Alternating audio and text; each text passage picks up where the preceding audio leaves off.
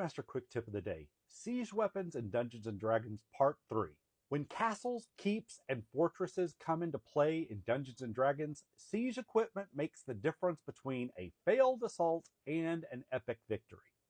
Today, let's look at the last three in the Dungeon Master's Guide. First of all, the Siege Tower. Think of it as a medieval mobile fortress. This towering wooden structure can be rolled up to a castle wall, giving soldiers safe passage to the top. With 200 hit points and offering total cover to those inside, it's the ultimate assault platform. In your game, imagine the tension as a towering shadow creeps closer to the city walls, arrows bouncing harmlessly off the sides, until suddenly the gates drop and the enemies pour out onto the ramparts. Or maybe the party commandeers one, climbing 40 feet up to storm the Lich's fortress.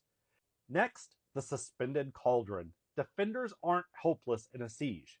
Sometimes the simplest weapons are the most brutal. Picture a giant iron pot swinging over the gates, filled with boiling oil, or worse, acid, or even green slime. When tipped or opened, every creature in a 10-foot square below it must dodge or take searing damage. This is a Dungeon Master's dream tool for cinematic defense. As the ram hammers at the gates below, the cauldron tips, sending scalding oil cascading over the attackers. For players, it's a moment of panic, or maybe creative heroics, like blasting it away before it tips. Next, the trebuchet. If you're wanting an ultimate symbol of siege warfare, look no further.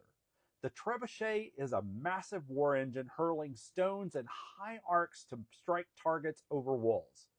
With a staggering 1,200-foot maximum range and 8d10 bludgeoning damage, it's a long-distance king of destruction. Picture the battlefield. Defenders watching as huge stones sail through the air, smashing towers and shattering morale. Or maybe your party is racing to sabotage one before the enemy reduces their stronghold to rubble.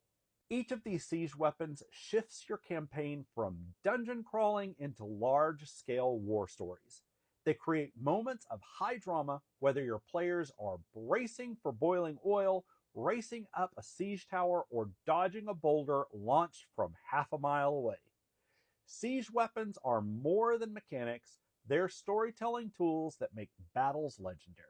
And as always, just roll with it and keep the table epic.